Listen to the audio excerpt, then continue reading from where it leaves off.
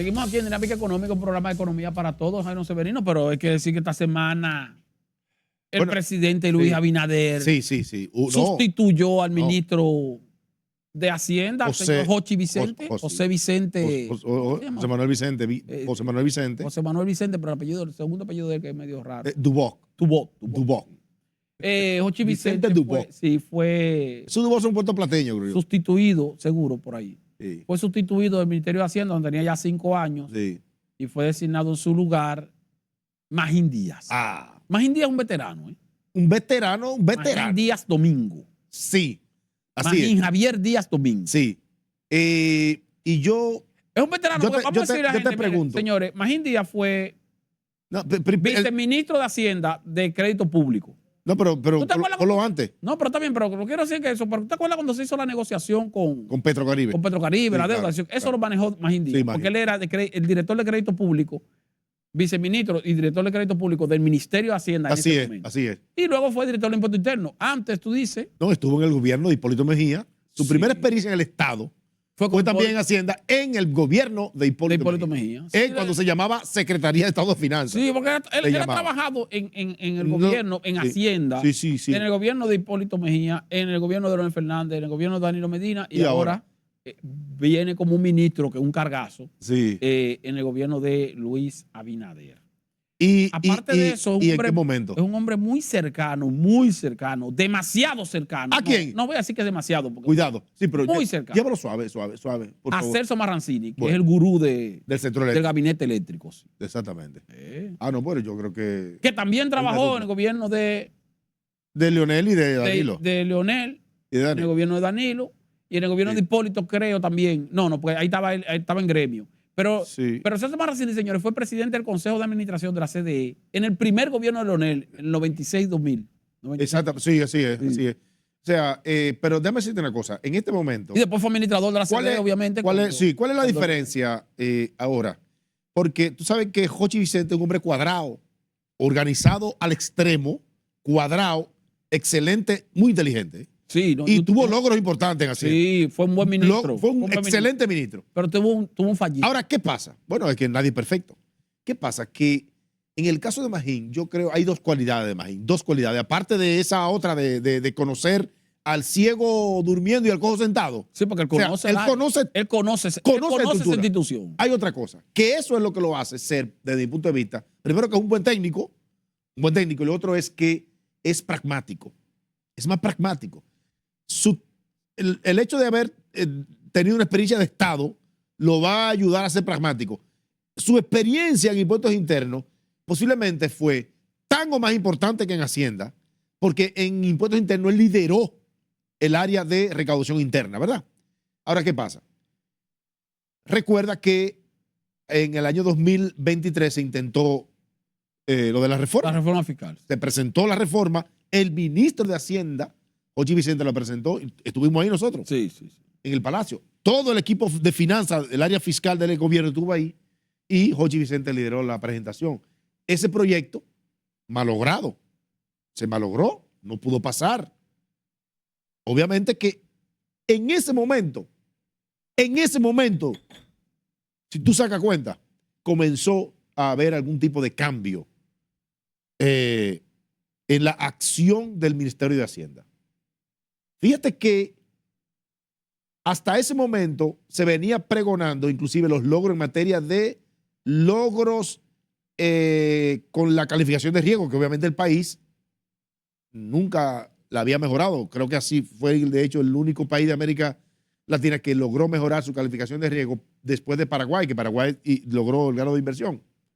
Cosas extrañas, pero bueno.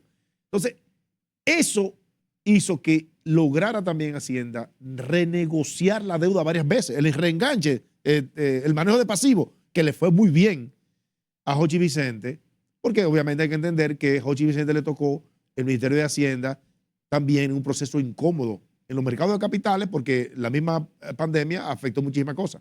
Y claro que logró éxito en el manejo de pasivo del gobierno. Eso yo creo que es importante destacárselo. Y otra cosa importante, independientemente de que no logró, porque en Hacienda se maneja toda la política fiscal del Estado, ¿verdad? En Hacienda. No logró eso.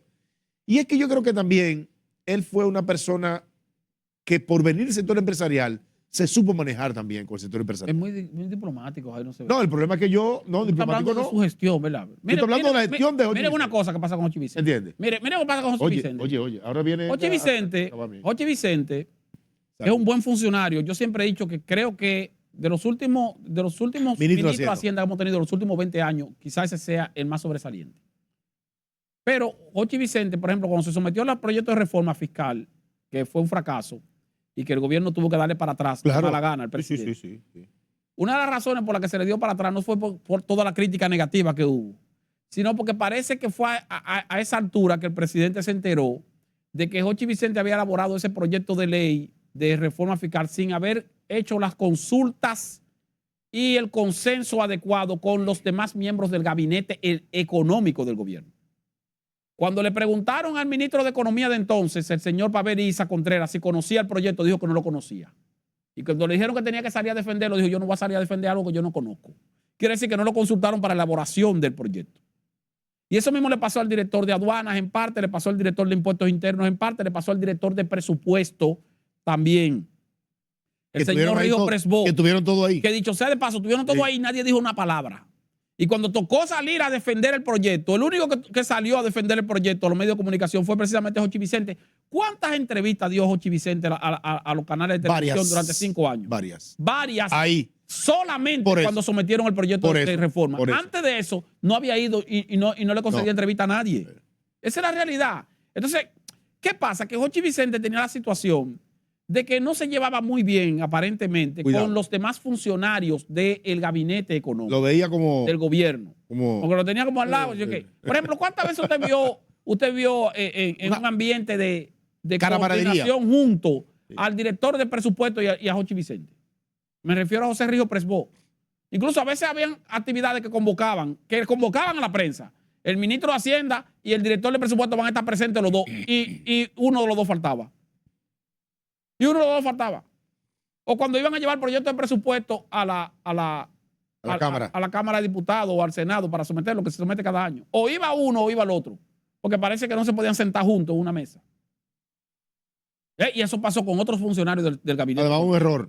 Ahora. Someter el proyecto a través de la vía de la Cámara de Diputados. Cuando debió hacerlo. Sí, pero ya es un asunto de forma. Pero tú estás hablando de ese proyecto de reforma fiscal. Pero ese proyecto pero es un asunto de forma. Lo que estoy hablando es que el presidente tenía en Jochi Vicente, que es una persona muy cercana al presidente, Jochi Vicente, y un funcionario ciertamente efectivo en su función, pero parece que no se llevaba muy bien en términos de las relaciones humanas con el equipo del gobierno. La interacción. Y esa interacción le afectó. Tanto así que fíjense que el presidente emite un decreto para designar, fue un decreto seco.